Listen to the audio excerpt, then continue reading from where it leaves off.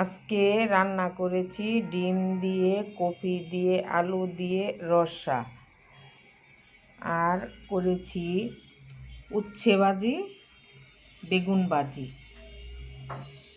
Tomato দিয়ে টক ডাল, এক হাঁড়ি গরম গরম ভাত দোয়া উঠা।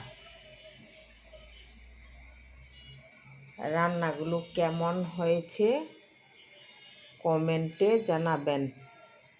সবাই ভালো থাকবেন। আজকে মাছ রান্না করি নাই, আজকে রান্না করেছি ডিম। আপনার দাদাকে ভাত বেড়ে দিয়েছি, ভাত খাইতেছে, উচ্ছে ভাজা দিয়ে খাইতেছে।